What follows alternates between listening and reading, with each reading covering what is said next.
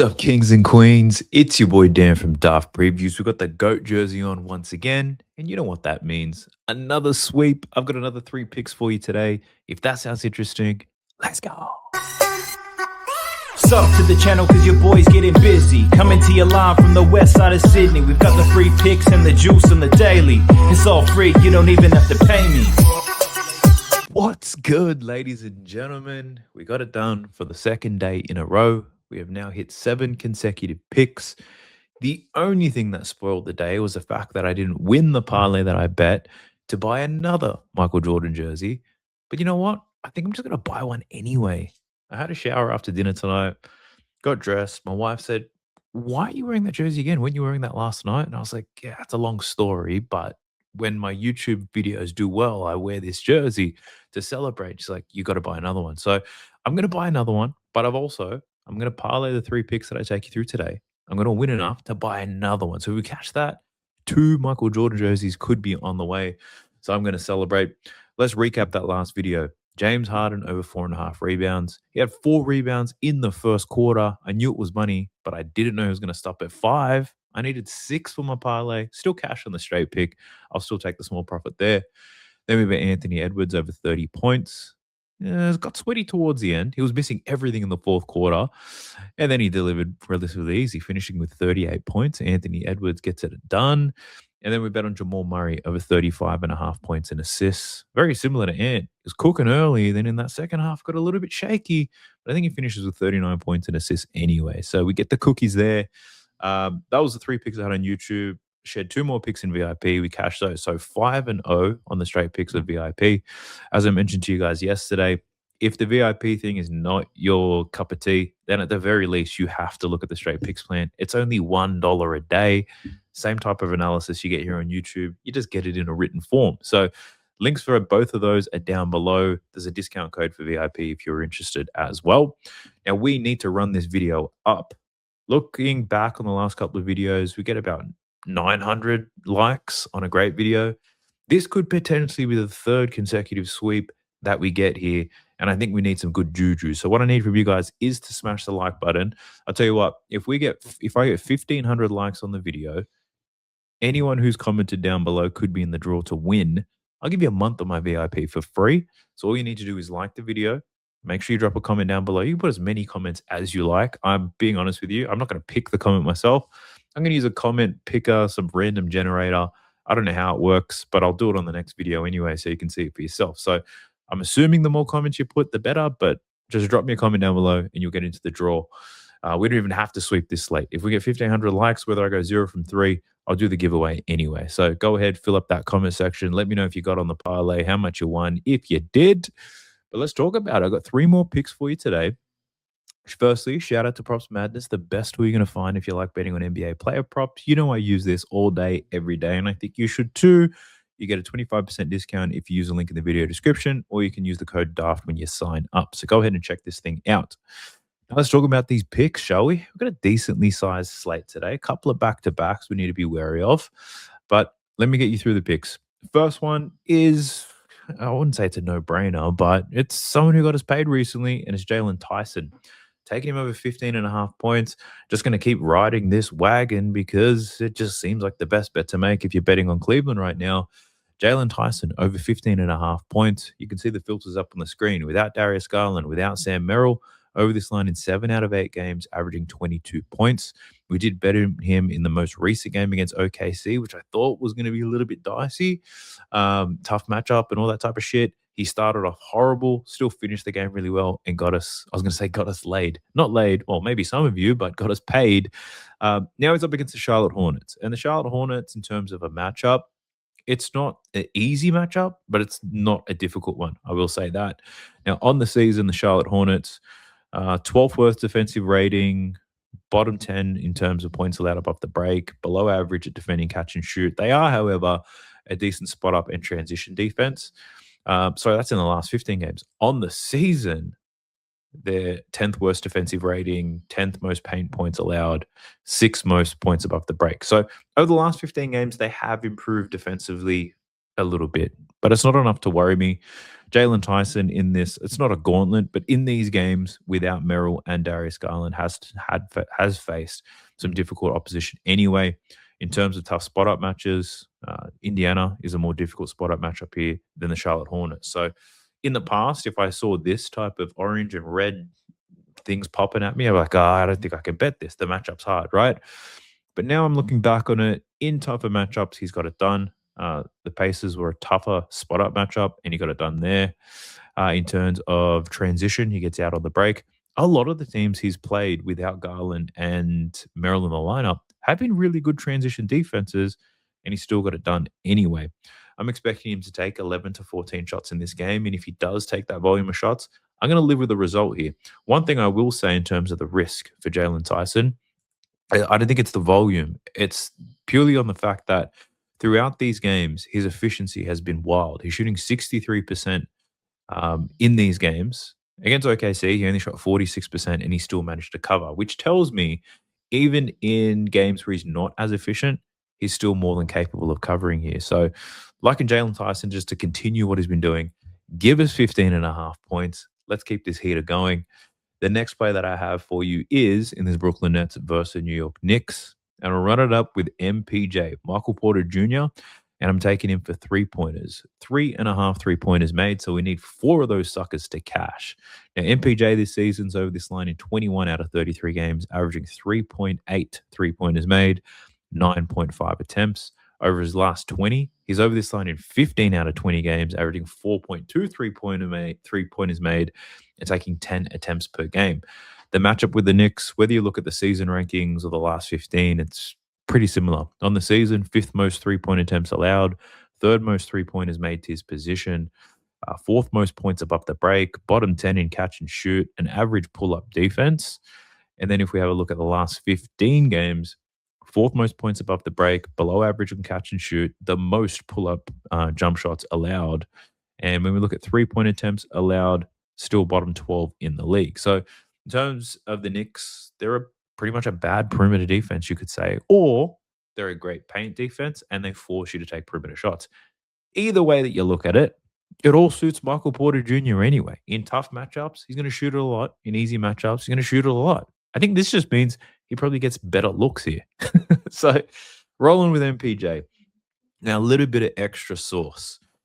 I don't normally do bounce back games. I don't bet on players purely because of the reason for a bounce back, but there are certain players who actually bounce back quite well, and MPJ has been one of them. So looking back on his last 20 games, he's gone under this line in 5 games, right? I want you to take a look at how he's responded. Firstly, in his last game against New York, he was 1 from 9 from 3. Shot terribly. And yes, that could happen again. In the following game after that, he versus the Charlotte Hornets, and he was 7 from 11. My boy bounces back. The next game against the Milwaukee Bucks, he was 2 from 7. Didn't shoot well, didn't see the volume. That was a blowout win anyway. Then in the following game, 5 from 14 against the Miami Heat. The next time he goes under was against the Denver Nuggets, 2 from 6. The following game, 8 from 18. Like he was making amends in that one. Then the next time he goes under, 0 from 9 against the Clippers. Absolutely disgusting. And then he bounces back with 6 from 10 against the Dallas Mavericks. Dallas Mavericks are pretty good perimeter defense too. And he was just letting that shit fly. Now, MPJ, in his most recent game against the Phoenix Suns, he was 2 from 10 from 3-point land. Disgusting. Now gets an opportunity to bounce back against the Knicks. And like I said, I normally don't do bounce back spots, but we've got a lot of evidence that says Michael Porter Jr. bounces back well, takes a lot of pride in his shooting. He thinks he's one of the best shooters in the league. I think he said he is the best shooter outside of Steph Curry, but regardless, he takes his shooting seriously. I think he puts up a lot of volume here against the Knicks, and I think he makes 4 3-pointers today. So that's the second pick that I've got for you. Second pick of the parlay. I do encourage you guys to bet these as single bets if you can. Don't parlay everything that I say, even though in the last few days you would have made a lot of money. Long term, it's not the best way to bet. I will say that. Now, the last pick that I've got for you is the New Orleans Pelicans versus Detroit Pistons, and I'm taking Trey Murphy over 19.5 points. I like this for a couple of reasons. One, we're getting a somewhat lowish line. 19.5 is typically the line that Trey Murphy sees when he has a tough matchup. He had a 19.5 point line against the Rockets, for example, most recently. A covered that with 21. Now, Trey Murphy has, let's just talk about the matchup because this matchup for Trey Murphy is absolutely disgusting against the Pistons. Whether you look in the last 15 or in the season, the data pretty much looks the same. But let's look at the last 15 anyway. The Pistons have the best defensive rating. They allow the second fewest points in the paint. They have the second best catch and shoot defense. They allow the second fewest points within 10 feet of the basket, second fewest points to spot ups on the season. Just an awful matchup for someone like a Trey Murphy, right? The reality is Detroit's defense is that good. It's a difficult matchup for everyone. For Zion, it's a difficult matchup. For Sadiq, like it's a difficult matchup, but the Pelicans still probably score 100 points here, right? So I'm thinking tough matchup. I get it. Let's take a look at all the players and figure out who still performs in tough matchups anyway. And that's how I landed here on Trey Murphy. First thing I wanted to do was get the minutes right. Thanks to PropsMadness for putting this projection together. But when he plays 29 to 39 minutes with Zion Williamson in the lineup, who's their top scorer, we can see here Trey Murphy's over this line in 15 out of 24 games. As a matter of fact, he's over this in 9 out of his last 10, 8 consecutive games with Zion Williamson. He's still managed to cover this line. Now let's break this shit down by the matchups because I wanted to see how well does he do in tough matchups. Firstly, the best teams in defensive rating. We're looking at tough matchups here. When he faces the top 10 teams in defensive rating at the time, he's over this line in 4 out of 5, averaging 25.6 with Zion Williamson. The next one we're looking at is tough catch and shoot matchups, right? Put him in a tough catch and shoot matchup over this line in 7 out of 9 games, averaging 22.3. So even that tough matchup, we good. Tough paint matchup, he's only over this line in 2 out of 6. So that's not the best, but if you've seen Trey Murphy play, the paint matchup is not necessarily one that I'd be too worried about. And the last one is we're going to look at 3-pointers attempted. So the Pistons 12th in terms of 3 points attempted. We're just going to remove the weakest 10 teams from the league. And he's over this line in 11 out of 15 games, averaging 24 points. And that is with Zion. Now, part of the thing that's driving this for Trey Murphy is volume. And a lot of it is 3-point volume, if anything. So it's a lot of volume. But he's shown us as of late that even with poor volume, he can still cover this. If you think back to what was the last time we bet on him against Indiana Pacers, took that bet against the Pacers knowing it was an extremely difficult matchup for perimeter scoring. He still managed to cash the line that we bet on, but he was terrible. He was 7 for 21 in that game. He shot 33% from the field. And what I loved about it is that even though he kept missing, he kept shooting. And that's the type of behavior I want to see when I'm betting a points over. I don't want someone who's going to miss their first 4 shots and then give up, right? So Trey Murphy, green light, will just keep letting that thing go. Even if we see average efficiency out of Trey Murphy in this one, he's going to go over this line. Now, Zion, really difficult matchup with the Pistons and their tough paint defense. Trey Murphy, living and dying by the 3. And I'm taking the risk here on Trey Murphy. The matchup sucks, I get it, but we do get a lower line. This is a 9.5-point spread. It's a home game for the Pelicans, so hopefully they can avoid a blowout here. So looking for Trey Murphy to take 15 to 20 shots, bomb a whole lot of threes. Even if he shoots close to his season averages, he's going to cover 20 points for us today. So those are the 3 picks. Be sure that you've liked the video. Make sure you drop a comment down below, and that's going to enter you into the draw when I do the random draw picker. But let me know. How did you guys go? Did you follow the picks? Did you bet on some of the leans? I want to hear from you. Now, just because the 3 picks are done, we are not done. I do have some leans. There's actually one lean that I was extremely close to betting, but there's only one thing holding me back, and I'll take you through that first. But yeah, just make sure you get amongst it. Subscribe to the channel if you haven't already. Let's get through these leans, baby. Let's go. All right, the first lean, and I'm going to say this is the first lean because this is one that I was going to bet, and it was Jaylen Brown, and I was going to take an alt line of 30-plus points. You still get some decent odds for it. Take a little bit of juice, and that's because Jaylen Brown clusters at 30. You'd be surprised how many times he finishes on 30. He's over this 30-point line in 23 out of 39 games. But if you took the 30.5, 17 out of 39. So he's finished on 30 points exactly 6 times, which is why I was looking at the 30-plus. Now, for Jaylen Brown, he's got a really good matchup here. He's playing up against the Pacers. The Pacers are a good perimeter defense, although in the paint is where they're soft. They're a really good catch and shoot defense, which means tough matchup for Derek White, who isn't playing well right now. Tough matchup for Peyton Pritchard. Tough matchup for Simons. Tough matchup for Sam Hauser. The Pacers very weak from the mid-range into the paint, and that's pretty much where Jaylen Brown lives. So excellent matchup there. The main hesitation I have is there's blowout risk, 11 points spread, but he's faced the Pacers twice this season, and one of them was an 18-point win, still scored 30. So he scored 31 and 30 points in both games against the Pacers this season. Blowout risk is there, but looking at Jaylen Brown in a blowout, he still actually does a decent job covering this line. If we look at games where they've won by 10 or more points, he's still over this in 5 out of 10, averaging 29.5. If the Celtics do blow them out, I would assume Jaylen Brown's had a lot to do with it. He does score a lot early in the game as well. His first quarter usage is insane, so I do like that. My main hesitation is that Jaylen Brown is probable for this game, meaning he will likely play. But the reason why he's probable is because of hamstring tightness. And with such a high line of 30 points and knowing in my mind that he has a minor hamstring injury, I just can't bet it myself knowing the risk. Because if he doesn't play well, what's the hamstring? Or does he get injured because of the hamstring? Or if it gets close to a blowout, do they just reduce his minutes because of the hamstring to manage it, right? Too many assumptions around the injury, I know, but I would prefer to play it safe these days. So I'm not betting on Jaylen Brown for those reasons. But every other reason that you can find on Props Madness is a good one to bet on Jaylen Brown. It is the perfect matchup. He's killed them already twice this season. He's just been named as an all-star. He's going to be feeling himself, right? So I'm liking Jaylen Brown to score 30 plus. I just don't like that I know that he has a hamstring complaint. If it was probable because of an illness, I'd probably still bet it. But knowing it's a hamstring, I'm a little bit hesitant around that.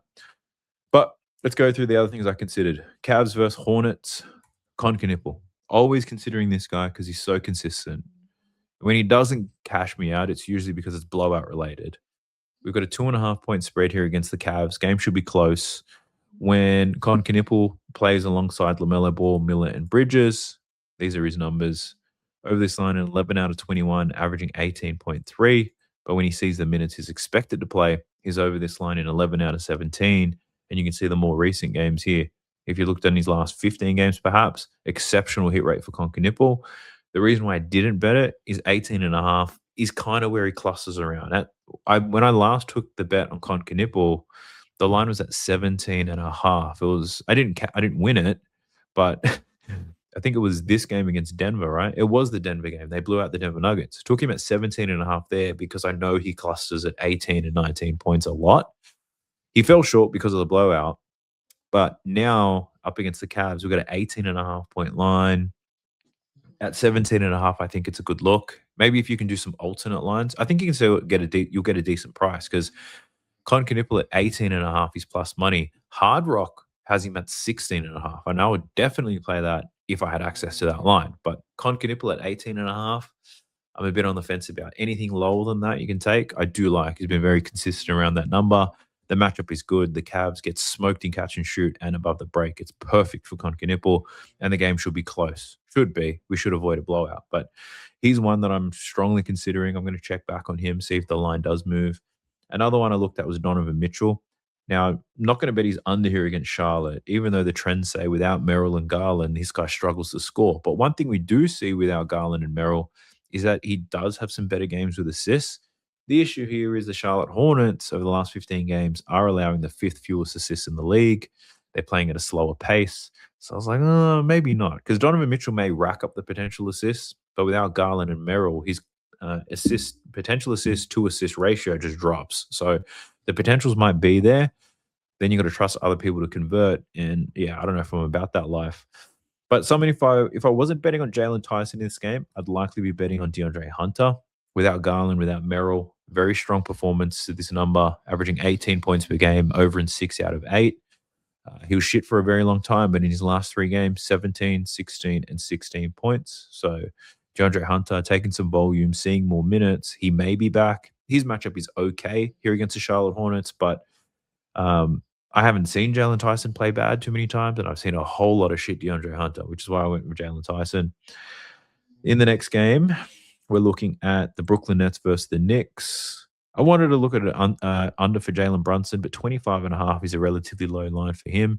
He's averaging 28 points this season, 25.5. And I understand the matchup sucks for him, and he's also in his second game back from an injury.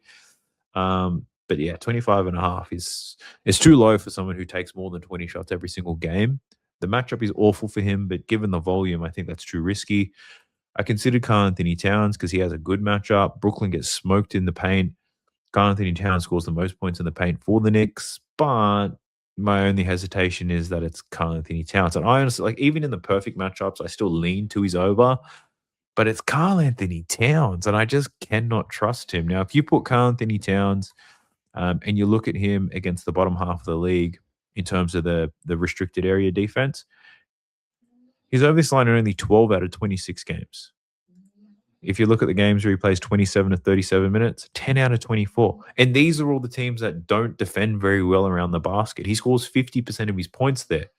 So even though the matchup could be perfect, Karl Anthony Towns is still as inconsistent as they come, which is why I cannot bet on him, although I did consider it. OG, Mikal Hart, didn't really consider anything there. I did want to look at Mitchell Robinson rebounds. He's been rebounding like crazy, but 9.5 rebounds for somebody who plays less than 20 minutes off the bench.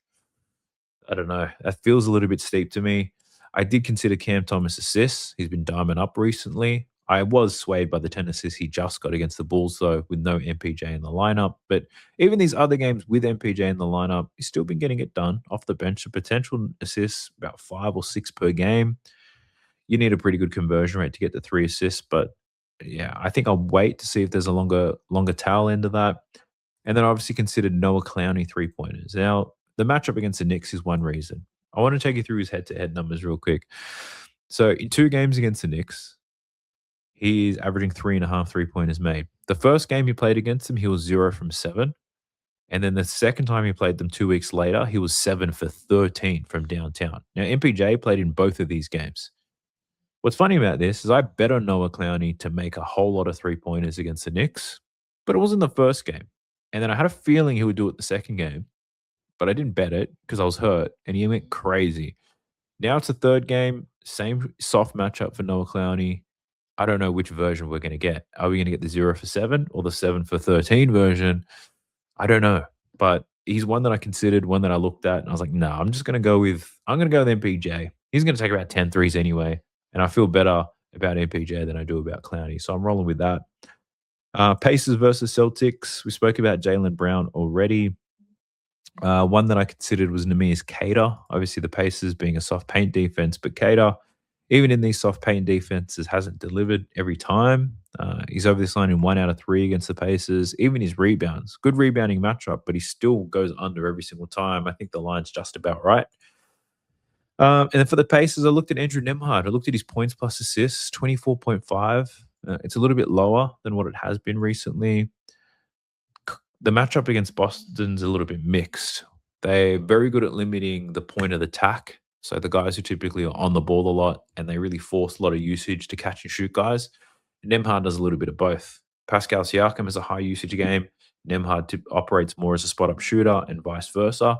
So either of them, they're going to see high usage and opportunities to score and take some threes, even though it's probably not their most dominant play style to take open threes. I think they both get some looks in it. But again, if I ever feel like I'm on the fence, I just don't bet things, and it's been working for me lately. But Siakam to score, Nembhard to score, they both make sense given Boston's vulnerabilities on the perimeter.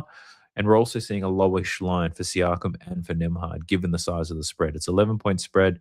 Siakam's line is normally around 24.5. Andrew Nembhard's line at 17.5. It's normally at 17.5, but his assist line's actually the lines are similar for Nembhard, but we're getting a much better price. Sorry, I'll say that. Sometimes Nembhard line moves to 18.5, but getting pretty good odds there. And if they avoid the blowout, then I wouldn't be surprised if either of those guys cover. Then we got the Hawks and the Grizzlies. I think this is going to be a valuable game to bet on. Very high total, 2 fast-paced teams.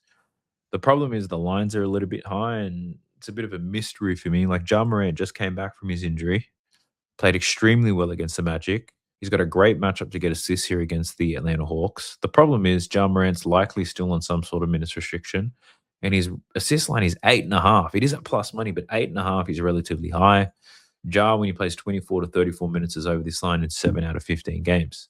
Even if you put him in soft assist matchups, he's only over this in 3 out of 6. So I'm like, I like it, but 8.5 is too high for me to take. I think the line is right, but I do like Ja to have a strong game orchestrating this offense. I don't know if 8.5 is the number though. And for the Atlanta Hawks, I've kind of stayed away from betting on them since the McCollum trade, purely because I was waiting to get some more data around who does what. And whilst I haven't taken a bet on it yet, I did consider a few. Nickeil Alexander-Walker assists was one that I considered. Because in the last 5 games since CJ McCollum's joined, we're seeing a big swing here. So Nickeil Alexander-Walker, his potential assist numbers over the last 3 games are growing. 3.5 assists at plus money. And you know how I feel about that. The Grizzlies, the assist matchup is average. It's not the best. It's not the worst. So that doesn't really bother me. If this trend continues, we could be catching Nickeil Alexander-Walker early before this new role settles in.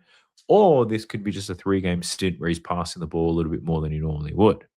That I don't know yet. But I considered it. It might be a little bit too early. If his potential assists, though, hold at around like 9 to 12 over the next 2 games, Nickeil Alexander-Walker assists could be something I bet on if we still get this line. At the same time, Jalen Johnson, his potential assists have kind of plateaued a little bit. He's still getting 12 potential assists per game, but his actual assist numbers are so far off to what he was doing before. He's playing off the ball a little bit more with CJ McCollum in the team. So I think right now there could be value in taking an under on Jalen Johnson, 7.5 assists. I don't like taking unders, but could be one that you'd like to consider. Whereas with the other guys, Dyson Daniels, he's still relatively consistent around the assists anyway, potential assists. And CJ McCollum, he's doing the same shit that he was before. He always gets between 7 and 9 potential assists and finishes with 3 or 4. Pretty consistent there, but nothing screaming out to me to bet just yet. I'm waiting on more data to come through. I may look at the Jalen Johnson under assist though, but I don't know. We'll see how I feel about it. We got the Pistons versus the Pelicans. I looked at Zion and I couldn't get there on the points. Tough matchup. Hasn't landed very well around tough matchups. Sadiq Bey, he's been really good to bet on as of late. The problem is Herb Jones, game time decision. Without Herb Jones, Sadiq Bey's an animal. With Herb Jones, not so much. So we'll see what happens with Herb Jones. And then for the Detroit Pistons, I want to look at Cade Cunningham assists, but the line's at 10.5. That's just crazy high. Now, he has covered this in 8 out of the last 17. So recent form is good. But when you look at the games where he plays 30 to 40 minutes and you look at it on the season, he's only over this line in 9 out of 28 games. So it really is his recent form and a soft matchup driving this line higher. But 10.5 is a lot. So I get the matchup is perfect. And he may get 10.5 given him how well he's been passing the ball lately. But I don't know. It's still a high line at the end of the day. So Cade Cunningham, I think the other call out here with Cade is scoring. He's 3 games back from his injury. Since he's come back, 10, 16, and 16. Just shooting like shit, to be honest. Whilst he does have a good matchup to score here against the Pels, I don't think this is the reason why he's shooting so bad, his matchup base. This is just rust. So, Cade, you might be interested in under in his points. Who else did I consider here? Always got to consider Duncan Robinson. And I'm not betting on him purely because he's just on a heater right now. 4+ 3-pointers made in 5 consecutive games. My bad. His 3-point line is still at 2.5. 2.5 3-pointers at plus money for Duncan Robinson, which is just insane. It makes so much sense to me to bet on, but based on all the research I did for Duncan Robinson in challenging matchups, he does extremely well. In soft matchup, he still does okay, but I'm at a point now I'd prefer to just wait for Duncan Robinson to find a really difficult matchup and bet on him then. This is an excellent matchup, and he's been playing extremely well. I still don't hate the over 2.5 there for Duncan Robinson. Thunder versus the Bucks. Considered it under here on Giannis. Giannis doesn't look like a happy man. I brought this up as a lean last time, I think, when I bet on Bobby Portis overs. I said the risk here for Giannis is if he keeps playing the way that he has been. Usage rate is lower. Field goal attempts are down. Free throw attempts are down. 28.5 points, even though he's playing 30 minutes, hasn't really gotten close over the last couple of games. Now he's up against OKC. We know how good they are. So an under for Giannis could work if he continues to be a little bit flaccid in his approach. But also, if OKC blow the lights out, Giannis will be the first person to get his minutes cut as well. So I consider the under there. I just know on the season, if Giannis is going to play 24 to 34 minutes, he's still over this line more times than not, 12 out of 19 games. But I still lean to the under there for Giannis. For OKC, they're still missing Jalen Williams, but I don't know. The Bucks are a pretty good paint defense these days. They do get smoked on the perimeter. Who that guy is, I do not know. It could be Aaron Wiggins, it could be Isaiah Joe, or it could be Lou Dort. Now, instead of guessing, I'll just move the hell on.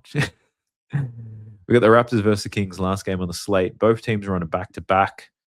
The Raptors, RJ Barrett may be back. Colin Murray-Boyles may be back. And until we know, I'm not touching the Raptors. And for the Kings, I've still got the same leans that I had last time. It's crazy. I had leans last time. They were pretty good. And the lean was DeMar DeRozan assists, and he cashed it. So that trend continues, especially with Sabonis back. Still cashing them assists.